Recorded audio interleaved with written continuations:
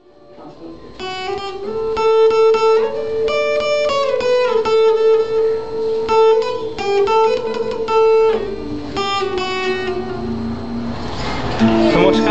আমি সন্দীপন দাস। আর আজ triple S এন্টারটেনমেন্টের পক্ষ থেকে আমরা রবীন্দ্র জয়ন্তী উপলক্ষে এবং রবীন্দ্রনাথ ঠাকুরের সার্ধ শতবার্ষিকী উপলক্ষে একটি অনুষ্ঠানের আয়োজন করেছি এবং সেই অনুষ্ঠানটা কিন্তু আমরা একা করব। অনুষ্ঠানটাতে আমরা পেয়েছি আমাদের সঙ্গে একটি বাংলা ব্যান্ড অ্যাকস্টিক মেলোডি। প্রথমত তো আগে বলি, আমরা বাঙালি, তাই রবীন্দ্রনাথ ঠাকুরকে নিয়ে মানে চর্চা করাটা এটা আমাদের রক্তেই আছে এবং চর্চা তো আমরা করবই, কারণ রবীন্দ্রনাথ ঠাকুর মিশে আছে আমাদের সব কিছুর সঙ্গে। আমাদের আনন্দ, আমাদের দুঃখ, আমাদের প্রেম, ভালোবাসা, বিরহ, সব কিছুর সঙ্গে ওতপ্রোতভাবে মিশে আছে রবীন্দ্রনাথ, তার কাব্য, তার সব কিছু, রবীন্দ্রসঙ্গীত সব কিছু। তাই আজকে আমরা চলে এসেছি রবীন্দ্রনাথ ঠাকুরকে নিয়ে চর্চা করতে, তার গান অর্থাৎ রবীন্দ্রসঙ্গীতকে নিয়ে চর্চা করতে, এবং সেটা করতেই আমরা এসে গেছি এই মুহূর্তে লেক টাউনে। এবং সেখানেই আমরা শুনবো কিছু গান, কিছু আড্ডা মারবো এবং রবীন্দ্রনাথ ঠাকুরকে নিয়ে চর্চা করব। সেই মহান মানুষটিকে নিয়ে আজ আমরা অনেকক্ষণ অনেকটা সময় কাটাবো এবং তার সঙ্গে আমাদের সঙ্গে থাকবে এন্টারটেনমেন্টের সঙ্গে থাকবে acoustic melodies, the Bangla band. So let's hear from them. আপনারে করো উন্মোচন, ব্যক্ত হোক জীবনের জয়, ব্যক্ত হোক তোমা মাঝে অসীমের চির বিষয়। উদয় দিগন্তে শঙ্খ বাজে, মোর চিত্ত মাঝে। উদয় দিগন্তে শঙ্খ বাজে, মোর চিত্ত মাঝে। চিরনূতন এনে দিল ডাক, 25শে বৈশাখ হে নূতন, হে নূতন। দেখা দীক্ষার জন্মে প্রথম। নমস্কার, শুরু করতে চলেছি আজকের এই অনুষ্ঠান ট্রিপল এস এন্টারটেনমেন্টের পক্ষ থেকে। এবং ট্রিপল এস এন্টারটেনমেন্ট যাদের নিয়ে এই অনুষ্ঠানটা করছে, acoustic melodies, the Bengali band, তাদের অনুষ্ঠান আজকে শুরু করতে চলেছি। এবং আজকের অনুষ্ঠানের আমাদের যারা অতিথি এই মুহূর্তে আমাদের সঙ্গে আছে, তাদের সঙ্গে আপনাদের একটু আলাদা করি।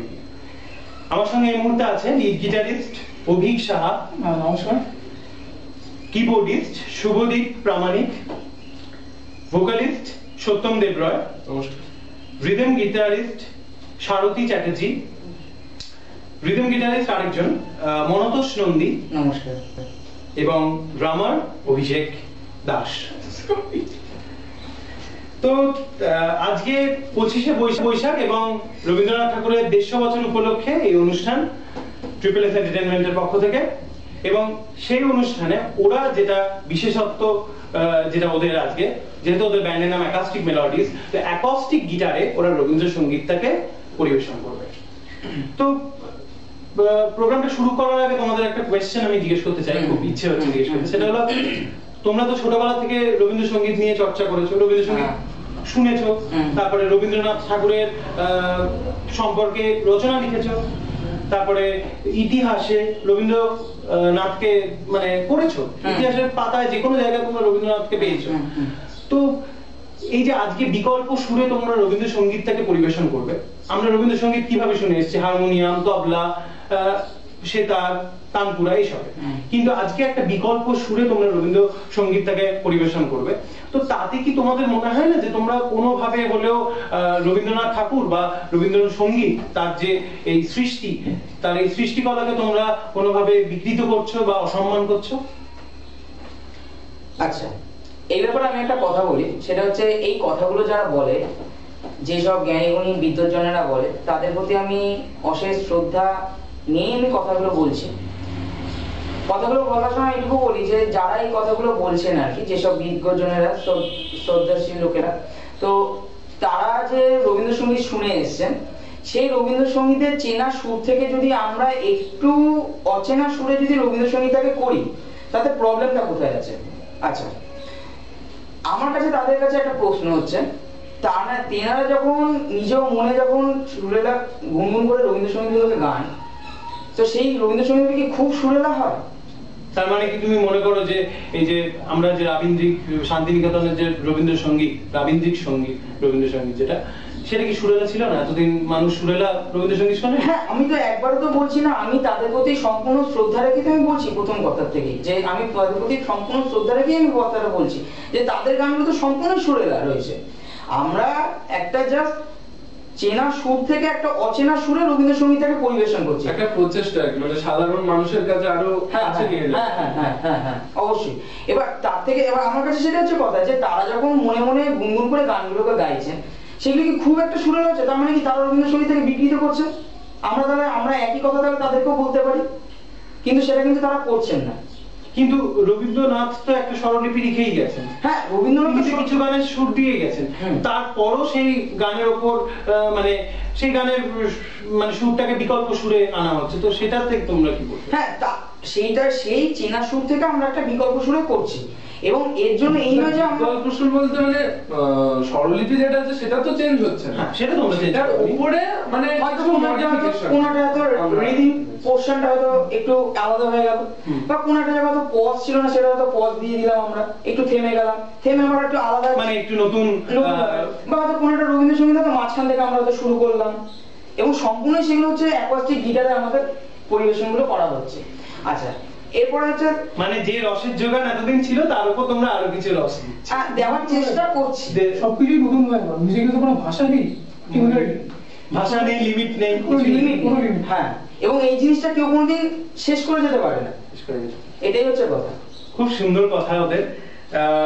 তো তার আগে আমি ওদের একটা গান গাওয়ার জন্য রিকোয়েস্ট করবো, কারণ আজকে তো রবীন্দ্র জয়ন্তী উপলক্ষে এই অনুষ্ঠান এবং 150 বছরের রবীন্দ্রনাথ ঠাকুরের 150 বছর জন্মবার্ষিকী উপলক্ষে এই অনুষ্ঠান। তো তোমরা নতুন ভাবে আমাদের দর্শকদের প্রথম কি গান উপহার দেবে? হ্যাঁ, আমরা যেটা নতুন ভাবে দর্শকদের যে গানটা উপহার দিতে চাইছি, সেটা হচ্ছে আজি বাংলাদেশের হৃদয়েতে যে গানটা আছে, সেই গানটা আমরা প্রথম, মানে আজি বাংলাদেশের হৃদয় তো আমরা শুনে থাকি স্কুল কলেজে, স্পেশালি স্কুলে বাচ্চারা রবীন্দ্র জয়ন্তীতে নাচে, তো সেই গানটা তোমরা নতুন করে গিটারে, একদম। তো শুনলেনই আপনারা যে নতুন ভাবে আজি বাংলাদেশের হৃদয়, যেটা খুবই পরিচিত গান, সেই গানটাকে ওরা পরিবেশন করবে আজকে। তো আমাদের তো আর অপেক্ষা চলছে না থাকা, তো চলুন শুরু করা যাক।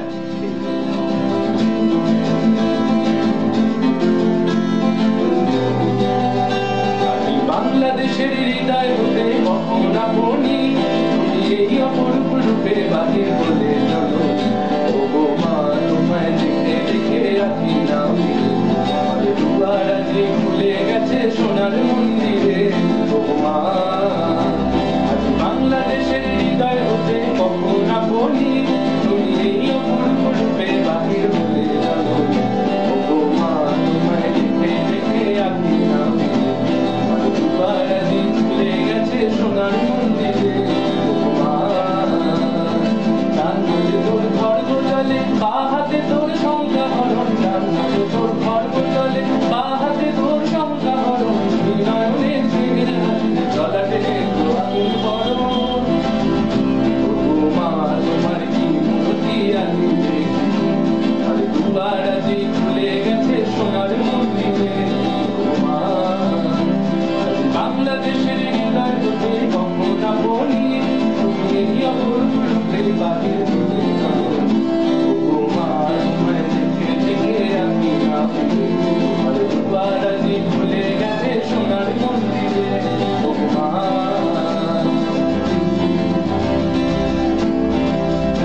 শুনলাম আজি বাংলাদেশে, খুব সুন্দর লাগলো। তো এই গানটা শোনার পর আমার যে প্রশ্নটা খুব মাথায় এলো, সেটা হলো যে এই যে তোমরা এই রবীন্দ্রসঙ্গীতটা যে পরিবেশন করলে পুরোপুরি নতুন রকমের একটা পুরোপুরি গিটার, সেটা সব থেকে বড় বিষয়। তো তোমরা কি মনে করো যে যেটা শান্তিনিকেতনে রাবীন্দ্রিক প্রিয় লোকেদের কাছে এই রবীন্দ্রসঙ্গীত কি অ্যাকসেপ্টেবল হবে? তারা কি মেনে নেবে এই রবীন্দ্র, তাদের কাছে কি, তারা কি আকর্ষিত হবে এই রবীন্দ্রসঙ্গীতের দিকে? তারা কি আসবে, তারা কি শুনবে এই রবীন্দ্রসঙ্গীত? আচ্ছা, তোমার প্রশ্ন আমি বুঝলাম। এবার তার উত্তরে আমি যেটা বলি আর কি, যে আমরা যে রবীন্দ্রসঙ্গীতগুলো করছি বলবো না কথা, করবার চেষ্টা করছি। এবং করবার চেষ্টা করতে করতে এটুকু আমরা দেখেছি যে আমরা খুব ভালো রেসপন্স পাচ্ছি। মানে আমরা যেখানে যেখানে শো করতে গেছি আর কি, যে অ্যাকোস্টিক ফ্লেভারে রবীন্দ্রসঙ্গীতটা যে কোন পর্যায়ে পৌঁছাতে পারে এবং তাতে লোকে যে কি পরিমাণ সাড়া দেয় বা রেসপন্স করে আর কি। তেমন কিছু এক্সাম্পল যদি তুমি দাও। যেমন ধরো আমরা কদিন আগে একটা শো করতে গেছিলাম, একটা ক্লাবের একটা শো করতে গেছিলাম, যে এইসব বড় বড় যে ক্লাবগুলো হয়, নাম নিচ্ছি না আর কি, না একটা প্রবলেম থাকে বলে। তো সেখানে মানে ইভেন প্রত্যেকটা রবীন্দ্রসঙ্গীতে আমরা মানে এটুকু বুঝতে পারছিলাম না যে ওখানে 8 থেকে 80 সবাই ছিল, ক্লাবেতে যা হয় আর কি। প্রত্যেকে 80দের তো ভালো লাগবে, হ্যাঁ, কিন্তু 80দের এই রবীন্দ্রসঙ্গীত আকর্ষিত হয়েছে রবীন্দ্রসঙ্গীত। 80দেরও ভালো লেগেছে, 8দেরও ভালো লেগেছে। 8এ যারা মানে যারা নবীন প্রজন্ম, হ্যাঁ নবীন প্রজন্ম, 8 তো বলবো না, 8 বা ধরো যারা 20 নবীন প্রজন্ম, হ্যাঁ, দাঁড়িয়ে উঠে হাততালি পেয়েছি, এর থেকে আমাদের বড় অ্যাচিভমেন্ট আর কিছু হয় না। তার মানে তোমরা বলতে চাইছো তোমাদের এই যে প্রচেষ্টা রবীন্দ্রসঙ্গীতকে নতুন করে আনা সমাজে, সেই রবীন্দ্রসঙ্গীত তোমরা এতদিন কি হতো, নবীনরা যারা নবীন প্রজন্ম তারা রবীন্দ্রসঙ্গীতকে অতটা শুনতো না, তারা ওয়েস্টার্ন মিউজিক বা ফিল্ম সংস সেই সবের দিকে বেশি আকর্ষণ। তো এখন কি মনে করছো যে রবীন্দ্রসঙ্গীতটাকেও তাদের মধ্যে আনতে পারছো তোমরা? না, পারছি বলবো না, পারবার চেষ্টা করছি আর কি, চেষ্টা করে যাচ্ছি যে তারা যাতে নতুন ভাবে রবীন্দ্রসঙ্গীতটাকে যদি একটু নেয় আর কি। আমরা কিন্তু মেইনলি অ্যাকোস্টিক ফ্লেভারে আর কি, আমরা যে কোনো ধরনের ব্যান্ড সং বা ফিল্ম সং গুলো করি, ঠিক আছে, তাই তো? মানে যা হয় আর কি সব আর কি, আমাদের কিবোর্ডিস্ট, গিটার, ইলেকট্রিক গিটার, বাসিস্ট যা। হ্যাঁ, এটা একটা যেরকম শুভদীপ তোমাদের কিবোর্ডিস্ট আর অভিষেক তোমাদের ড্রামার, তো ওরা দুজন তো আজকে ওদের কোনো পারফরম্যান্স নেই যেহেতু ওরা, তোমরা টোটালটাই অ্যাকোস্টিকে রেখেছো, তো ওরা কি রবীন্দ্রসঙ্গীত, তোমরা তো রবীন্দ্রসঙ্গীত, হ্যাঁ ওদের ছাড়া আমরা ওরা কি রবীন্দ্রসঙ্গীতে পার্ট নেয়? অবশ্যই, ওদের ছাড়া আমরা যেরকম মানে চলতে পারবো না, আবার ওরা আমাদের ছাড়া চলতে পারবে না, এটা বাজেভাবে জিনিসটা না, আমরা প্রত্যেকের উপর ডিপেন্ডেন্ট। তাহলে আজকে তোমরা এটা করলে না কেন? আজকে ওদের আমরা আজকে এটা একটা আরো টোটালি ডিফারেন্ট একটা ডিসিশন যে আমরা তিনজন, মানে এটা তোমাদের আগে কখনো দাওনি যেটা আজকে দিচ্ছি? না, আমরা যেখানে যেখানে শো করেছি যে মেইনলি সব হচ্ছে আমরা কিবোর্ড ড্রামার নিয়ে পুরো শো করেছি, এবং সেখানে রবীন্দ্রসঙ্গীতের যে ড্রামের বিট থাকতে পারে, কিবোর্ডের পিয়ানো স্টাইলও থাকতে পারে, বা সেখানে তবে আজকের পর তোমরা করার কি প্ল্যান করছো শুধু গিটারে? না, আমরা কখনো শুধু গিটার এটা করবো না, এটা যেহেতু একটা চ্যাট শো সেই জন্য আমরা এটা করেছি, কিন্তু একটা স্পেশালি এটা আমরা চেষ্টা করেছি মানে করবার চেষ্টা করছি এটা।